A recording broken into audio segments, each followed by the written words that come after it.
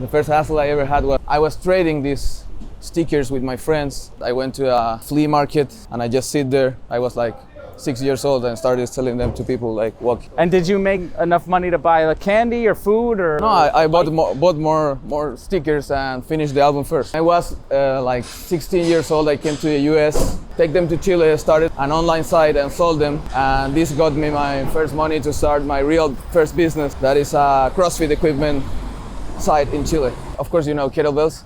They were not available in Chile, and we ordered like a bunch of like a container from China. We read a book by Tim Ferriss for 4-hour work week. Sure. And at the end of the site, it had some references for suppliers in China. Oh. And we emailed one, and he was our supplier. Wow. And we didn't know if they're going to arrive or what, but it got like every kettlebell sold out. We're 18 years old. And how old are you now? 29. Okay, so Created a website for that and like did some spamming. That website was like awful. At the moment the CrossFit boom started, we already had kettlebells. By miracle, the kettlebells were part of the like the cornerstone of the CrossFit. yes. And every guy that wanted to start a CrossFit gym in Chile started talking to us. Spending all your money on BMWs, were you? No, yeah, we always reinvested the money. That we started with 3 tons. We now always like each container we bring into the country is about 80 tons. Holy cow!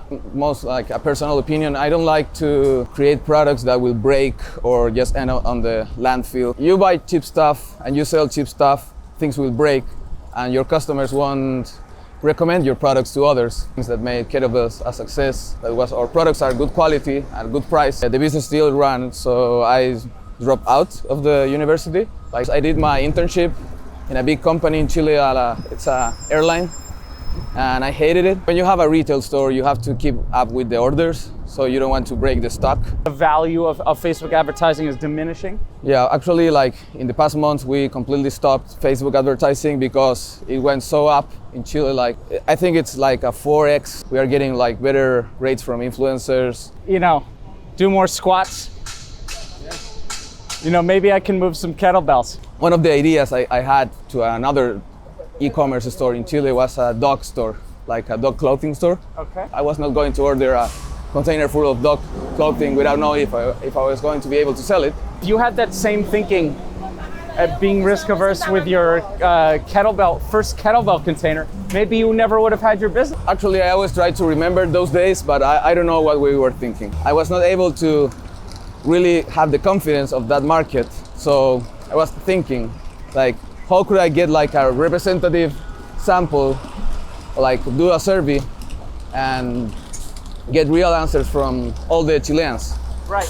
And because at that moment you can only sell like a survey through Facebook.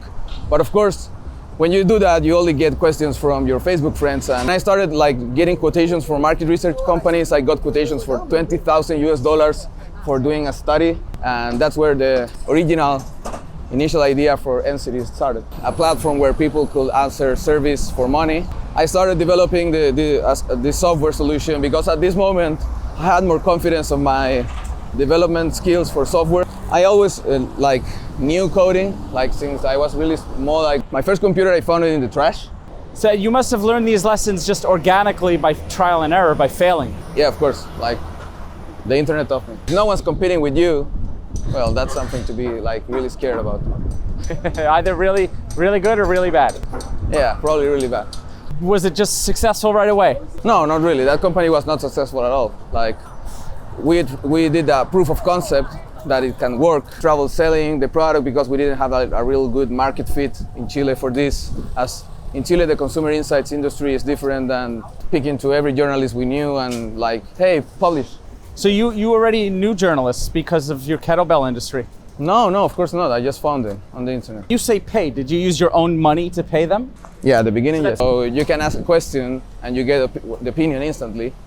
And that is what consumer insights managers are with different traction. We got a lot of users. So of course, when you're doing something on the internet, getting users is a really valuable like proposition. We were able to predict the elections better than any other company. And which year election was this? 2017. Okay. And some guys from the US saw this and invited me to speak at a conference for market research here. Then it blows up and you make millions of dollars and... No, it doesn't work like that. Checkmate. Checkmate? Yeah. How's a checkmate? We got a customer from this. Yeah, we got a customer from that, a real US-based customer. He told us, do you have a company in the US? No, I don't. So I have to incorporate a company here. They make you do things you didn't want to do because, you know, you were doing whatever you could to keep them? Did they change your business? Yeah, of course. All right, so I'm trying to run away from this game before Felipe beats me. So I'm US companies want like the product right now. We have a different approach that really gets millennials and Generation Z like participating in this consumer insights research. It changed. Now users get to choose like charities, local charities they support, and the money goes to the charities. We have a charity partner that provides us with real charities, like vetted charities. How did you find this charity partner? I was like part of the advisor board that co-founded it. Well, there's two co-founders in NSITY. It's Mario and Joel. So one of them started a charity business. Yeah, Mario. He started Click, and Click vets charities. And I believe right now that the newer generations care less about money and care more about doing a better like impact in the world. But when you're doing it for a different good, like a pass it forward, it's going to be a different attitude you take with the survey. Consumers are willing to help local charities rather than like global big abstract charities. Now in the US now we have like different pilots signed. There's a lot of angles to this company. There's the software development, there's marketing, there's finance, venture capital. So have you taken VC money? No. We are trying to do bootstrap at the beginning. I think that the best money is the money that comes from customers. Absolutely. Instead of investors. Now, how did you meet your co-founders? How did I meet my co-founders? Well, with Mario, we went to university together. Okay. And Joel, we met at networking events. Like the Tres Gauchos. Yeah, Tres Gauchos. It's crazy. The noise in New York City is... How do you think you have grown as a business person, as an entrepreneur? Like, I think the most valuable asset you get from starting a company is experience and understand the markets, what people are doing, what other companies are doing, understanding technology, understanding how teams work, understanding like that kind of stuff is what for me is the biggest growth. Well, the vision for NSITY is to close the gap to access opinion. So we want to finish fake polling and we want to become a relevant source of data. Welcome to Startup Hunter. I'm here with Felipe Cordero from Chile. Yeah, hi. And he's the founder of NSITY, which is a public opinion social network. Now, we are here on this beautiful morning in New York City. It's 9 o'clock-ish, and Felipe just came here. He's here to bring his enterprise to the US. And before we even get into your day-to-day on this show, have you taken a look at any of it, or you're just here totally fresh? No, we're totally fresh. Okay. Like, yeah. So the first half of this show, I dive into your history. Okay. And then the second half, we talk about NSITY. Oh, great. So, the first thing I want to know, Felipe, is where were you born?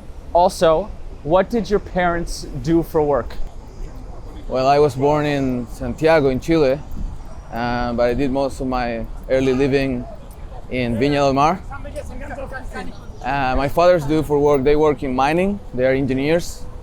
So I was always close to the mining industry in Chile. Like lived projects, did my different work, like helping my dad. He started a company. So Near the Atacama Desert? yeah, of course we had to travel a lot to the desert, different places. Not all the mines are in the desert, but you get them in different shapes and size.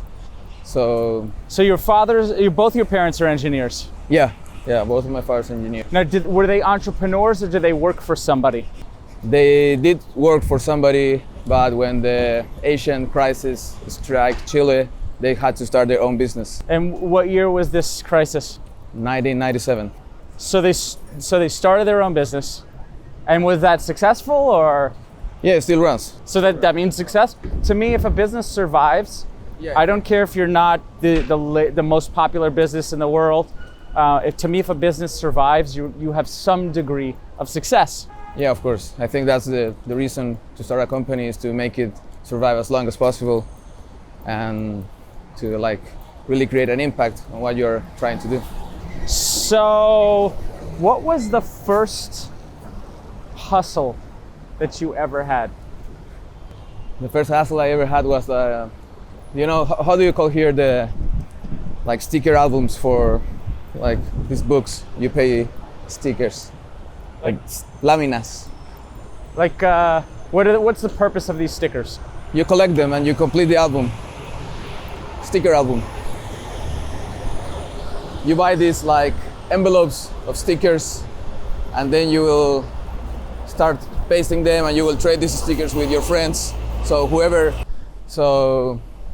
I was trading these stickers with my friends, and somehow I decided it was better to sell them instead of trading them, so I could buy more stickers. Now, who did you sell them to?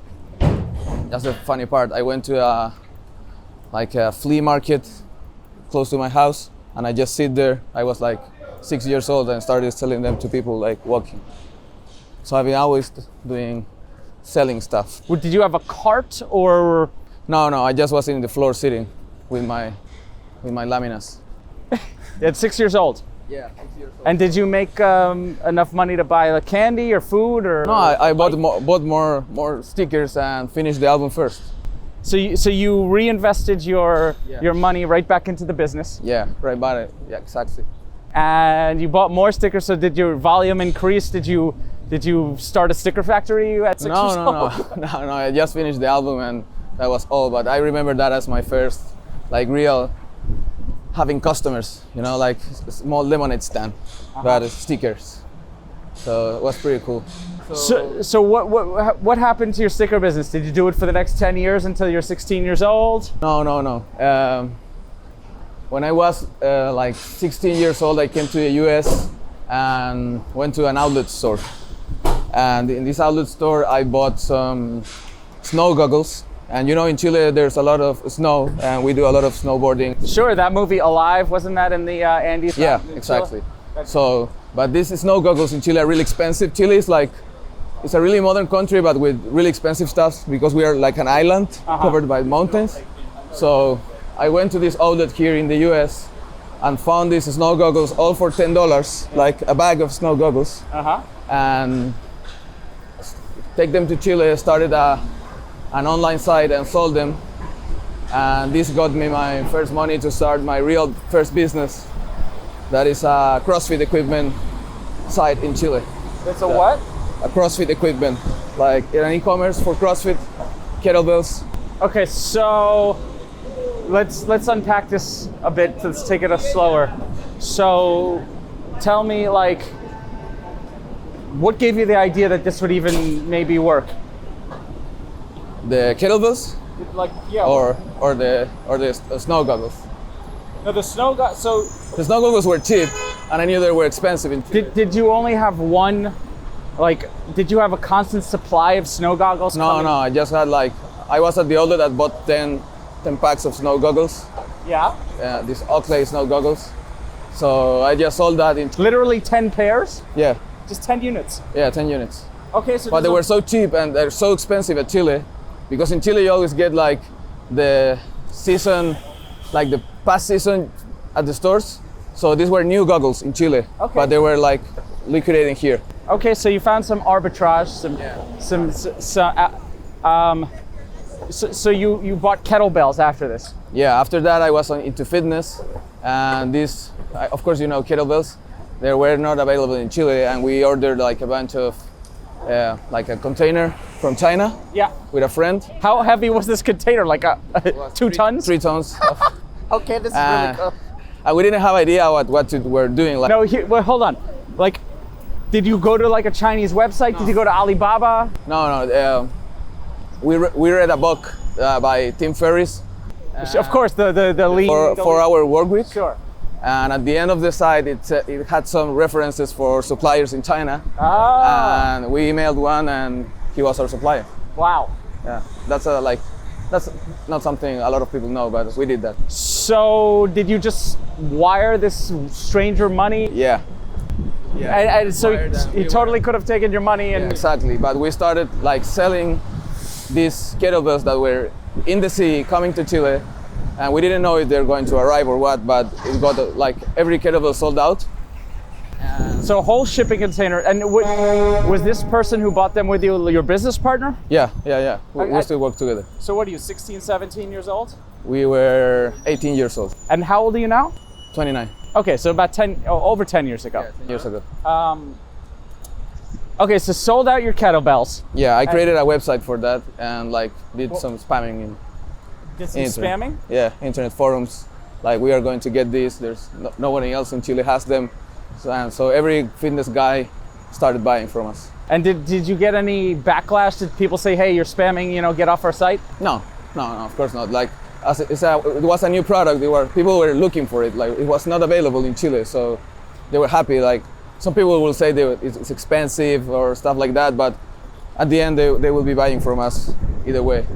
And did you do free shipping, or did you? No. So That website was like awful. It was like you just fill the form, you wrote what kettlebells you liked, and we will charge you like a wire transfer. And always customers pay for the shipping because it's really expensive because it's weight. Right. So we made people pay for the shipping, and they will get their kettlebells in their house. And this was like 10 years ago, before the CrossFit boom started. So at the moment the CrossFit boom started, we already had kettlebells in stock, and by miracle the kettlebells were part of the cornerstone of the CrossFit. Yes. And every guy that wanted to start a CrossFit gym in Chile started talking to us about getting these kettlebells and getting more stuff that was not available in the market, and we started ordering new products. So you listened to these guys. Yeah, customers. Now were you spending all your money on, BMWs? Were you? No. Did you have the capital available? So when these guys said, I need, iron bars or whatever they asked for. Yeah, we always reinvested the money, of course. Now, why didn't you go, buying gold suits and gold shoes and? No, we did some partying. Like, of course, the context of this was we were like 20 years old. We got money, so we spent money on parties, but we always were aware that it's not a lot of money, so you have to reinvest it to make it bigger. Of course, we always been reinvesting. That company still exists, and we have now like over 200 products, and I don't know. It's like we started with 3 tons. We now always like each container we bring into the country is about 80 tons. Holy cow! So we enter like 5 containers a year. Now, do you have competition on that business? Like, is Amazon competing with you, or? Well, there's no Alibaba? There's no big presence of Amazon in Chile, but of course there's other fitness companies that are competing in Chile. Now, do you think when you started you were already competing with established fitness companies? No, we were the only ones with the kettlebells, or site is kettlebells.cl. So we were the only ones with that product in Chile at the beginning. Yeah, but there must have been other fitness companies. Yeah, of course, but they were like traditional fitness products, not targeted to the CrossFit community. So we started developing all these CrossFit products. Like, it's really similar to Rogue Fitness. So at the moment, we were the only ones doing that in Chile. Did you get any of that Zumba action?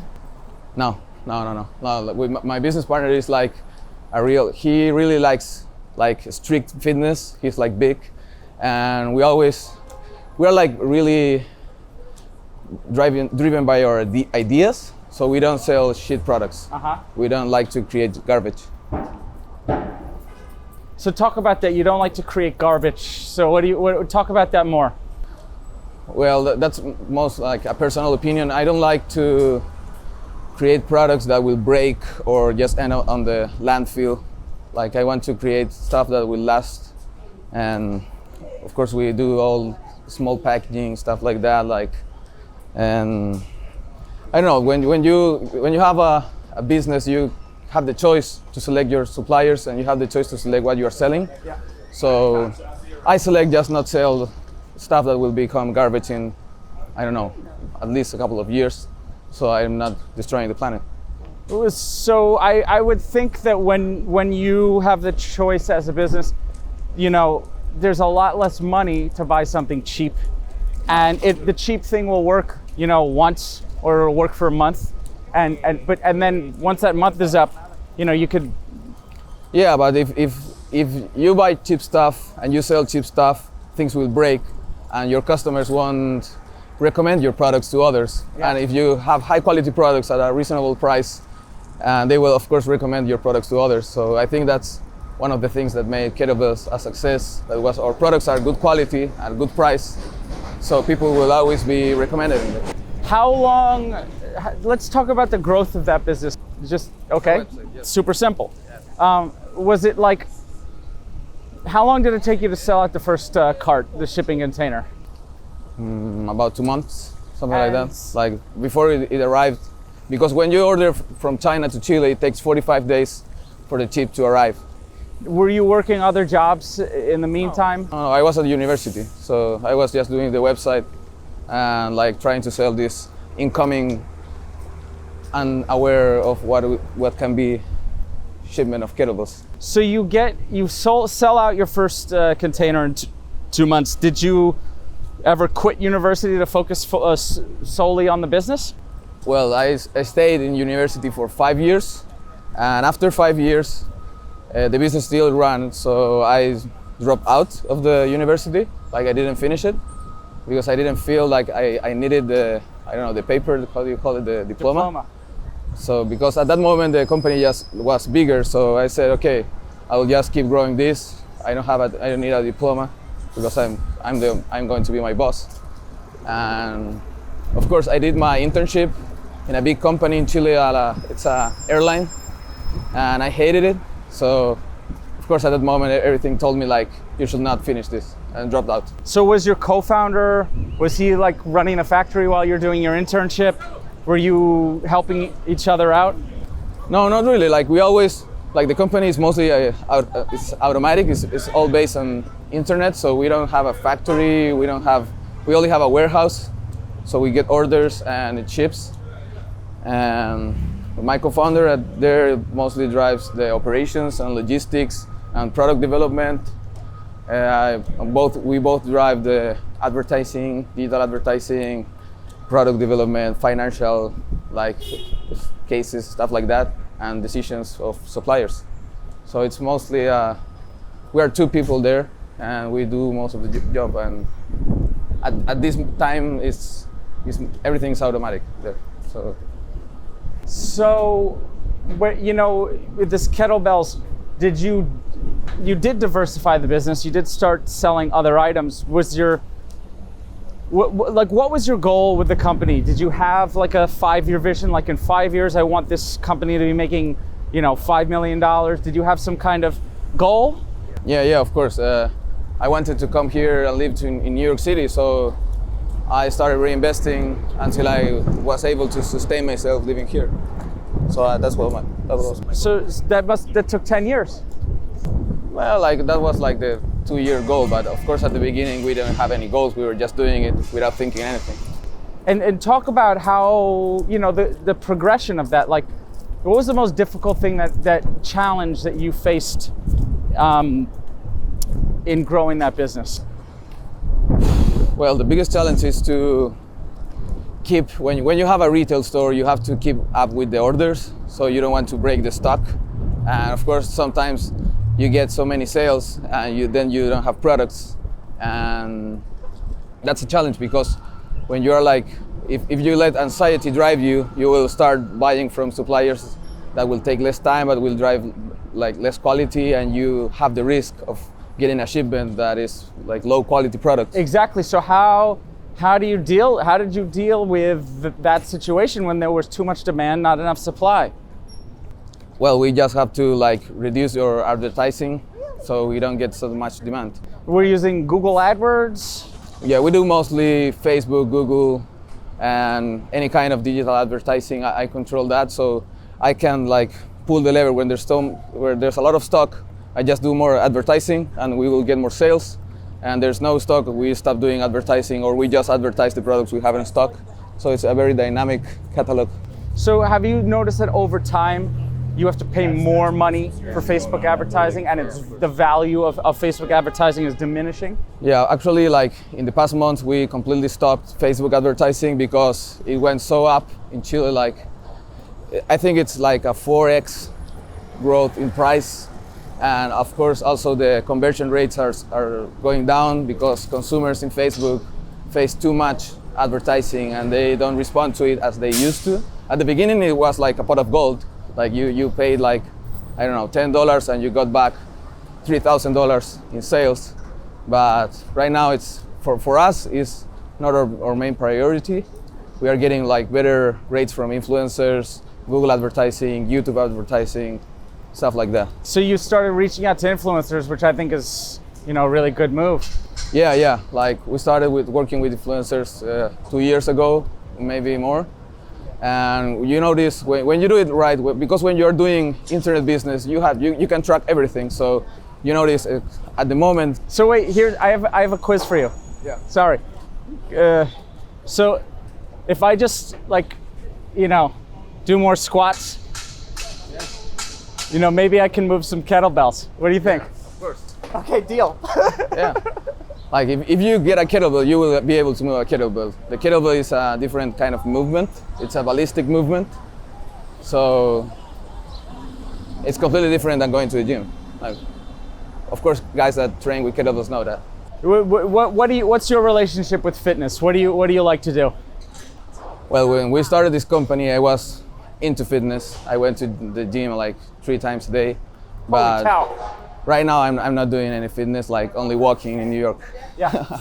Well, there's a lot of walk. This is a real walking city. Yeah, like I noticed because from my Google Analytics, I get that I think my walking against Santiago is like 5x growth. Why is Santiago more of a car town? Right now, it's more of an electric scooter town. Uh-huh. Yeah, so for me at least. But yeah, it's more of a car town. We have electric scooters here too. They're well, people are buying the boosted scooters. Oh, okay, but you have to buy them. Oh, in Santiago you got the Lime scooters. Yeah. So they're everywhere. They're against the law here right now. Yeah. I think that may change. I think like in Brooklyn, it will be a great place to have scooters. We're doing this internet business. We are getting sales through the internet without a store. Like at this store, we always get the question, do you have a store? No, we don't have a store. You are at the store right now. Like the website is store because e-commerce is growing in Chile. You don't have the behavior you get here in the US about e-commerce. So people are not used to it. Uh-huh. So we always get that question, do you have a physical store? No, we don't.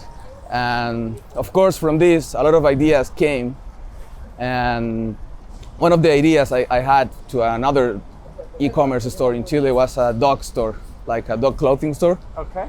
But at that moment, I didn't knew, like, of course, I was a little risk averse like than before, that I was not going to order a container full of dog clothing without knowing if I was going to be able to sell it. But if you had that same thinking at being risk averse with your first kettlebell container, maybe you never would have had your business. Yeah, of course. Yeah, but I always try to remember those days, but I don't know what we were thinking. Like, it was, I know we were young, so. But it paid off. Yeah, of course. Yeah, it's a great business. So you started thinking about dog clothing. You have different ideas for more stores. So when you're doing business, you're always trying to diversify where your money is. So it's the same with a store. You build a long tail inventory. So of course we have this big stock of fitness products, but I was thinking, let's try another industry like dog clothing. But at that moment, I was not able to really have the confidence of that market. So I was thinking, like, how could I get like a representative sample, like do a survey and get real answers from all the Chileans. Right. And because at that moment you can only sell like a survey through Facebook, but of course when you do that, you only get questions from your Facebook friends, and that are far away from representing a real country. Sure. So I got the idea for the next business and started like what it became NSITY now. So in order to give you some confidence to see if you could become a cute dog clothing seller for Instagram dogs, I needed to do market research. So when I started like getting quotations for market research companies, I got quotations for $20,000 for doing a study. I was like, these guys are crazy, I'm not going to pay that. And I started like, how you can do this with the internet? Like, all the people is here, why don't you like just do it? And that's where the original initial idea for NSITY started. Okay, so what year was this? This was the year 2016, I think, 15 maybe. So 3 to 4 years ago. Yeah. And what did you do about it? We started designing this new, like a platform where people could answer surveys for money. I started developing the software solution because at this moment I had more confidence of my development skills for software, and I had a better understanding of what I had before when I started kettlebells. And so So in developing your kettlebell business, did you learn coding? I always like knew coding. Like since I was really small, I got my first computer. I got into coding, programming. At that moment, to run a game, you have to run codes. So that, To run a game? Yeah, you have to like. Like what kind of game? There was this like floppy disk, and you had to. Well, my first computer I found it in the trash, so it was an old computer. Nice. So it came with this disk that you have to put, and to run them, you have to write the codes. Of course, I learned to do that, like to play this game. It was a tank game. I don't know the name. It was really cool. And then, so you'd been coding, and so what did you do? HTML, JavaScript, like what was your server? Yeah, mostly HTML at the beginning, like do basic web pages. But with time, you get to understand like different like frameworks. I did all my e-commerce site by myself. In what framework? It's PHP, JavaScript, different tools, of course. But the most important skill when you do like internet business is the design. Like you have to understand like behavior design, what people are doing on their computers, because if you do something that no one's going to use, no one's going to use it. You can't create behavior, you have to like make use of it. So you must have learned these lessons just organically by trial and error, by failing. Yeah, of course, like the internet taught me. There must be like internet giants in Chile, like famous, Mark Cuban of Chile, or... Yeah, of course. There's big internet companies, there's big corporations that make use of the internet. But I don't think that right now there's like one big Mark Cuban. Like I can't think of any. Okay, so was the company Kettlebells just you and your co-founder? What's his name? Francisco Piojo. Was it just you and Francisco, or did you bring more people on to help you? No, it was me and him, and we have like part-time people working for us. Like depends on the season. But So in the factory, or? well, the factory is in China, so I have never seen the factory. I mean the warehouse. Yeah, no, the warehouse is it's mostly automatic. Like, it's just like a warehouse. You get like the shipping orders and it goes out. So, What areas did you need the most help in? well, like the past years, we like had more help in the advertising area, like doing better digital advertising, doing better SEO campaigns, and of course, as it gets competitive to be on the internet selling stuff, you have to get better at that. Right, because people say, okay, kettlebells that's Chile has success, so if they could do it, I could do it. Exactly. So there's guys that started copying us, and we have to compete. But of course, you do it by competing. Like that's how it works. Like I don't know. I think it's good to have more companies targeting your same industry, because it validates that you are not the only one having this like idea. for me, competition is good. Like if you have competition, there's probably something of interest at the end of the business. So if no one's competing with you, well, that's something to be like really scared about. Either really, really good or really bad. Yeah, probably really bad. Probably. Yeah. Well, all these ideas from getting this market research, like software that could do representative sampling, came out and we started developing a company called Focus that was like this survey company based on a mobile app, like small social network. So what was the first thing you did in that effort? You know, First thing? Did you just make a domain name? Did you do? Yeah, of course, everything starts with the domain name. Okay. Like when you have an idea and you try to, of course, names pop up. For me, it happens like that. So I go to the domains and start buying domains. Like if someone if it's available, then I think what can this domain become? Was it just successful right away? No, not really. That company was not successful at all. Like we did a proof of concept that it can work, but we had a lot of troubles. Like, talk about the trouble. What was your first trouble?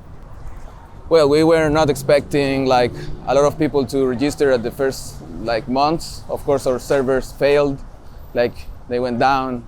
We got a huge bill from AWS. Because you had some sloppy code somewhere. Yeah. We had this auto-scaling features that, of course, auto-scaled, but the auto-scaling goes to the bill also. So we got a big bill at the end of the month. So that got us in trouble. Financial trouble. Yeah, we were not prepared for that, and we had trouble selling the product because we didn't have a real good market fit in Chile for this. As in Chile, the consumer insights industry is different than what you find in the US. Okay, talk about how is it different? It's more mature. It's not mature enough. So there's only big companies have consumer insights departments, and these big companies are used to work with other big companies, and you don't have the culture of working, at least at that moment, the culture for working with startups was not like the best. Like startups didn't have the best track record for working with big companies. Okay, so give me a story. Like you build the domain name. Was it the NSITY domain name? No, it was a different domain name. It wasn't Focus. Okay. And did you how did you incur all these Amazon costs? Were you throwing advertising? How were you getting traffic to this domain? We did a lot of advertising, but mostly organic advertising. We did influencer marketing. We did press. We did a lot of, as we had a research platform, we could do research. So we started doing relevant research for what was happening in the country at that moment. That was the elections, and we got a lot of press coverage from that. Of course, not only elections, but other topics like music festivals. So how did you get this press coverage? Why would the press cover you? We were just speaking to every journalist we knew and hey, publish. So you already knew journalists because of your kettlebell industry? No, of course not. I just found them on the internet. You're a journalist at this place. Okay, look at this. We're doing this. And why would they be interested? Well, it's cool. It's new. It's new. I think journalists are always interested in, if you have something new to show, they are looking for news. So it's part of their job to be getting leads for new stuff. And if you show them something good, they will publish you. So you said we're doing consumer insights, or did you have a crafty way of? No, I said we have this app that pays people to answer consumer research, and of course they will be interested in that because when you have a news that is interesting to the public, journalists will be interested in it. Now, when you say pay, did you use your own money to pay them? Yeah, at the beginning, That's yes. really crazy. Yeah. You're insane. Yeah. Yeah, of course. Yeah, it was that was part of the investment we did, to pay the first studies, and of course it was expensive. Yeah. Okay, so that's sort of newsworthy because people are making money. Yeah. The thing is, could you sustain that? Did you say like, okay, in 3 months I can no longer keep this up and we're done?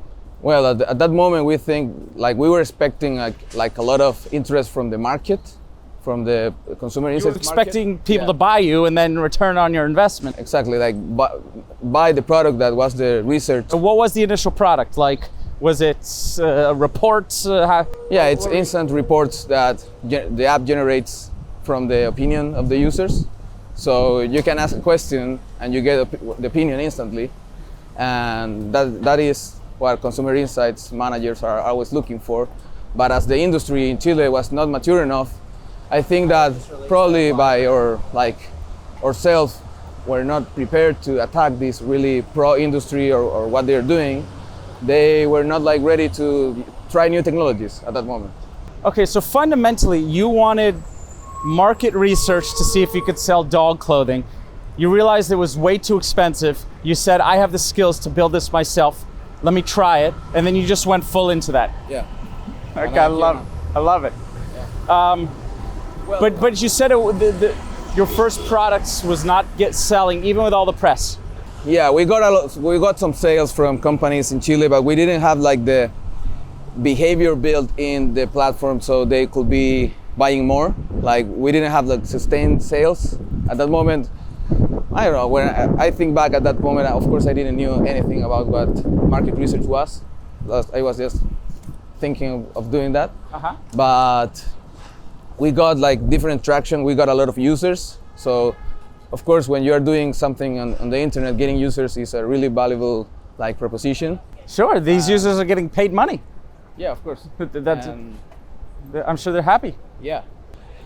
And what came after that, we keep doing like our own research, like political research, that at the end we changed the strategy and we pay them less for the political opinions than the brand of research was paying a lot, but the political opinion did not pay much, so we could continue doing that. And we started doing the same research these big research companies were doing about the elections at the same time. Like every week we're asking the similar questions about who do you think is going to be the president, stuff like that. And we were able to predict the elections better than any other company. And which year election was this? 2017. Okay. In Chile, the presidential elections. So the thing was that there were like 5 contenders and 3 of them were new contenders, like unestablished parties. And all the other polling companies were like saying these guys won't have any traction, like people won't vote for them. But as we got like a bigger sample to make these studies, because we are doing 5,000 people studies and regular companies did like 700 people, because for them it's really expensive, they had to call them. Okay. We got a better sample and we were able to say like these guys are going to get a lot more traction, and each step of the process of the elections we had like the lowest margin of error, like 1.4%, and we were thinking like, oh, this really works, like or our sample can provide valuable information. So when this election finished, we published like at different stages what we were doing, and some guys from the US saw this and invited me to speak at a conference for market research here, and that's when like everything started for the US. So was your company making more money? Was it on the track to being profitable? No, of course not. Okay. At that moment, no. So you're making a lot of buzz, but fundamentally your business is a risk, not. Yeah, it requires investment, so it's not being profitable. But you always think like, okay, the next month is going to be better, but it didn't came through, at least in Chile. So on the outside, everything it looks good from the outside, but from the inside it's not good. So you come to the US, you speak here, and what year are we talking? This was 2018, past year. Okay. Yeah, in June. What happened? Well, at that conference there was all the market research industry in the US was there, but not all, but a lot of it, like 5,000 people, something like that. And they saw my keynote, and a lot of people like approached me and told me like, this platform is amazing. How are you doing this? Like, is it real? Like they were asking me, do you have a real product? Is it slides or just like, do you have software? Okay. And I showed them the. Chess. Cool. Do you know how to play? So. But yeah, I know. So you come here, you do your conference talk, Yeah. and then it blows up and you make millions of dollars and... No, it doesn't work like that. No, we got the interest from like real market researchers in the US. Uh-huh. And that's of course something of value. And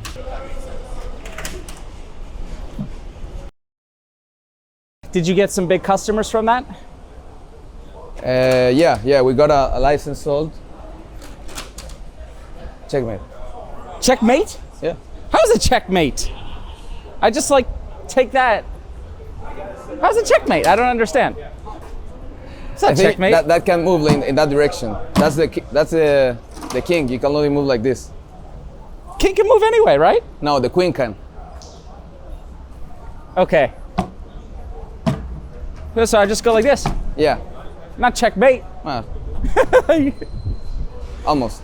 So you actually got a customer from this? Yeah, we got a customer from that, a real US-based customer. So he told us, do you have a company in the US? No, I don't. So I have to incorporate a company here. Now, was it a trial run, or like did they just like? No, they paid for a license to use the software. Yeah. So that was pretty cool. So at this point in Chile, you really hadn't. No traction. Like, of course, like there's customers coming, but there's not something that's going to grow like crazy. So, and the US market is 20 times the size of the like Chilean market. And if you get the opportunity to come here and like be somewhere like close to the market, that's the opportunity you have to take.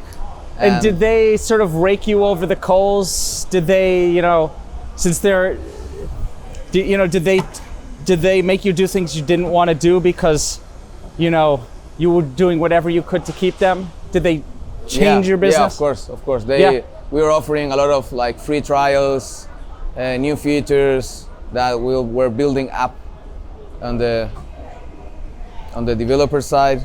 All right, so I'm trying to run away from this game before Felipe beats me. So I'm sure some of you can analyze this game, in post and see who really wins. Yeah, I don't know. So we continue with that company. So you got your first real client from that in the US, not really in Chile. Yeah, in the US.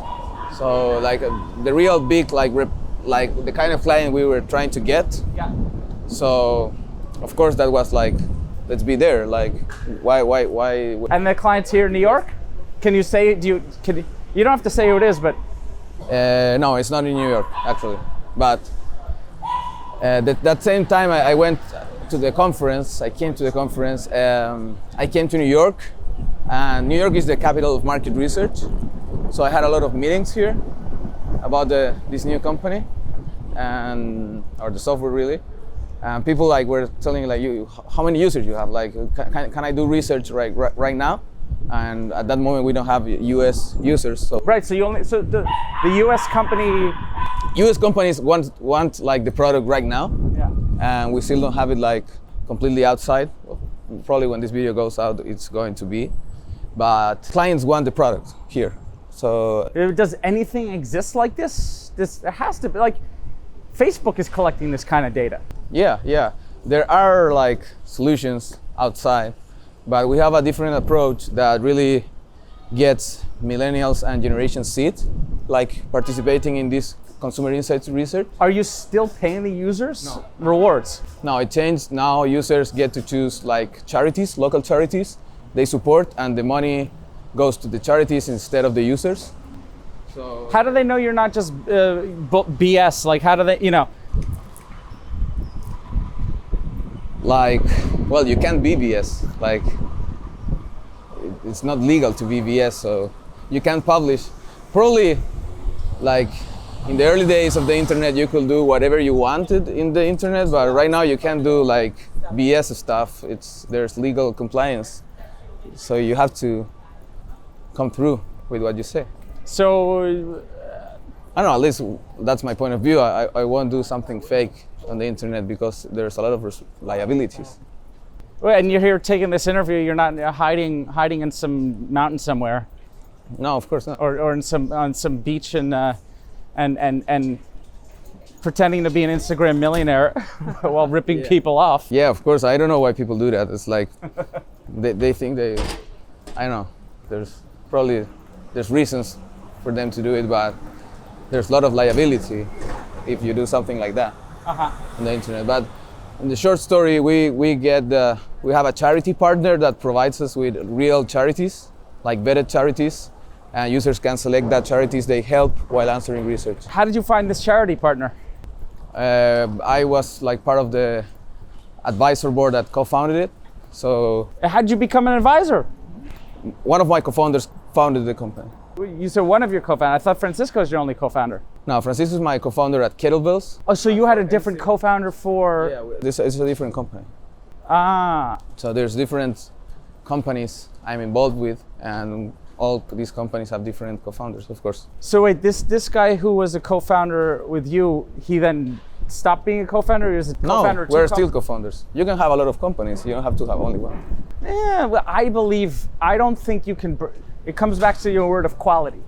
Yeah. I don't think you could burn the candle at two ends and produce quality. Or you can. There are examples, right? Like Steve Jobs did it. Steve Jobs ran Pixar and Apple at the same time. I mean, you can do it. Yeah. Yeah, I think it takes an amazing toll on somebody.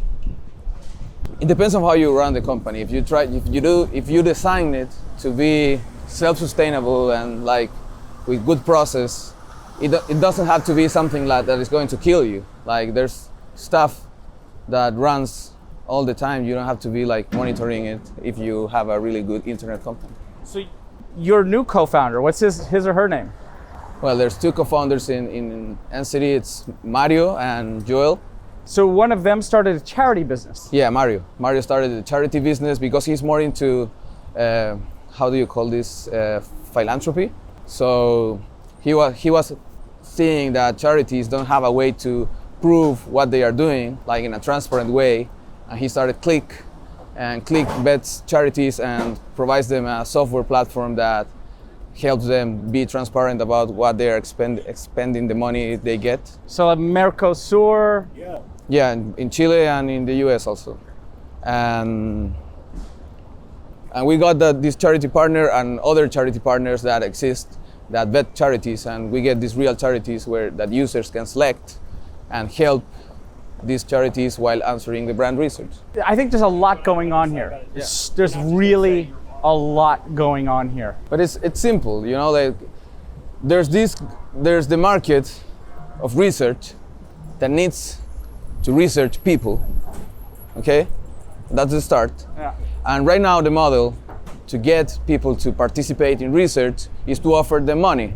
You know, like I think the famous case here is the Nielsen company that shipped you a dollar bill, and like in the start of this. So all these providers of panels pay the users to participate in the research, but they pay like low amounts of money. They pay $1, 25 cents, $5 at tops when they pay.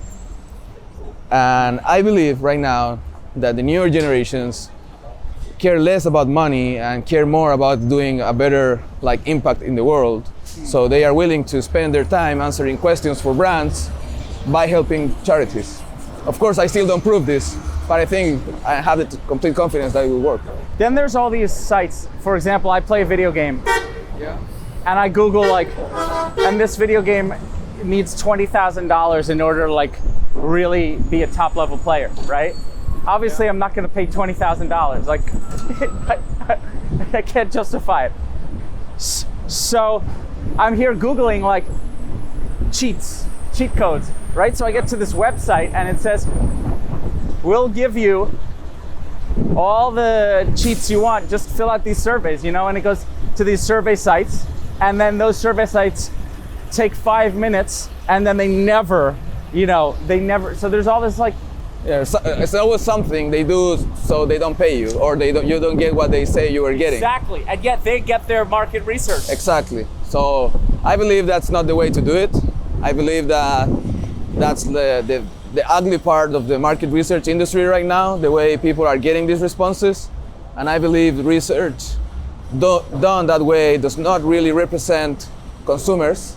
So I have to tell you, I wasn't giving honest answers because I was very skeptical that I'm gonna get so I'm just like clicking the first question to just get through the survey. you're doing it for your own good. Like, I want this, I will do this in exchange. But when you're doing it for a different good, like a pass it forward action, it's going to be a different attitude you take with the survey. You're going to answer it in your phone, like thinking like I'm doing good for the world by doing this. So it's going to be a more honest participation. So you're just really at the start of trying to figure out how to get traction in the US with your app. Yeah, exactly. Let me see the app. What kind of beer do you like? What did you click? API. Right, so you see like a great interface, but you're still trying to figure out how to get traction here. Right now we are figuring out how to finish this. It's like in the final week of development. Like you see it working, but there's like details. But it's working in Chile Yeah. right now. Yeah. What are the hot topics in Chile right now? Cosmetics, politics, consumer opinion, stuff like that. Consumer opinion about what kind of things? Anything. Imagine you have a question, you can ask it and get responses without needing followers. So you can ask anything you want. But it's not like Quora, where it's like... Yeah, the different thing about Quora is that you get like text responses and you have to read opinions. And this aggregates opinion. So you get results like, oh, people prefer this. Okay. You don't get to read like other people's opinion or other people's sales pitches about what you're asking. Now the social component to it, are these only Latin American charities or? No. There's mostly global charities. So, well, research says that consumers are willing to help local charities rather than like global big abstract charities. So we are getting charities here in New York. There's a charity that helps dogs, other that helps homeless persons, stuff like different local charities. Yeah. I believe that like you can do better for the world than just for yourself and like participating. So here, I go in your app, I answer one question. Does that do like 1 cent? Like how do I like? No, you answer questions from other users, like because you like it. It's quite like addictive to use it. Like it's not addictive, but it's like fun to use. Because it's either relevant, interesting. Yeah, it's relevant information. You're getting real data about what people think. It closes the gap to all these representative opinion tools that corporates have, and it's available to anyone. But when you get sponsored research, like from, let's say, this brand, Maria Mills, you will get to help charity. So when a brand selects you, your profile, as a relevant profile to their brand, and you answer their research, you will be helping charities. So for every question that I answer, some of them I'm just answering. Some of them you're just like participating in the feed, social feed. I want to like every time I click a question, I want to know like I'm like 1 out of 250 points. I'm like. Yeah, I want to feel like every question that I answer helps me get somewhere, to some goal. Cool. So we're doing some product development now. Yeah. Yeah, I think that we have a points system, but it's not going out in this version because it's more complex than it sounds. But yeah, of course, with every question you do, you help charities. And if you want to, for example, if you want to donate, you can do it through the app to any charity you want. And we let users donate up to $1 million. Are people doing that? Not yet, but I hope they will. So do you have lots of clients, or you still have just that one client? No, in the US now we have like different pilots signed that are waiting for the app to be finished and published. So you've been doing some hustling. Of course, yeah.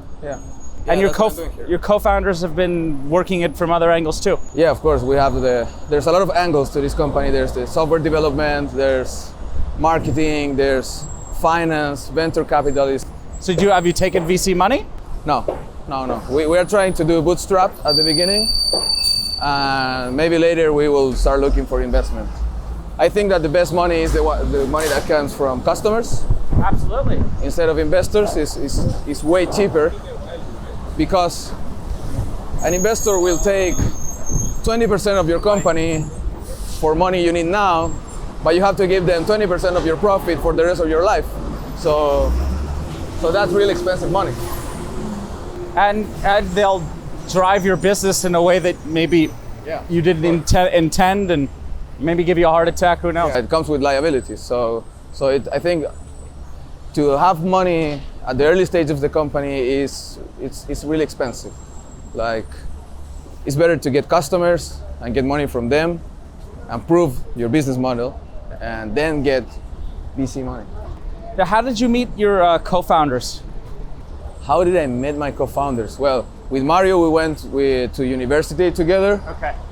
And Joel, we met at networking events. In Chile. Yeah, he's the co-founder of a cryptocurrency exchange.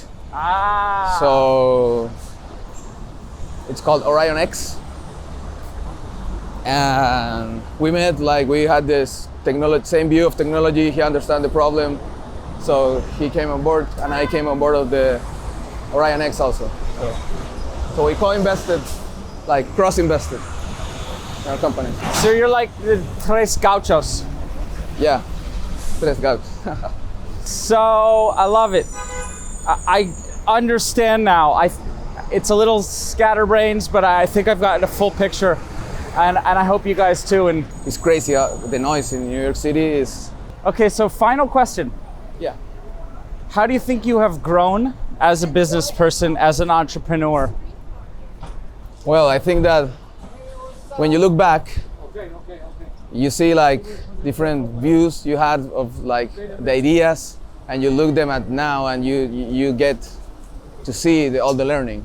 Like, I think the most valuable asset you get from starting a company is the experience, and like knowing that you can do like other companies based on the experience on the previous ones is amazing. It's like, for me, that's all that it is for me, like to learn and to understand the markets, what people are doing, what other companies are doing, understanding technology, understanding how teams work, understanding like that kind of stuff is what for me is the biggest growth. There you go. And what's the vision for NSITY? Well, the vision for NSITY is to close the gap to access opinion, real opinions. So we want to finish fake polling, and we want to become a relevant source of data. There you go. So you can get it right now in the US? Yeah, I hope that it's going to be available in the App Store next week. So thank you so much for coming on. Cool.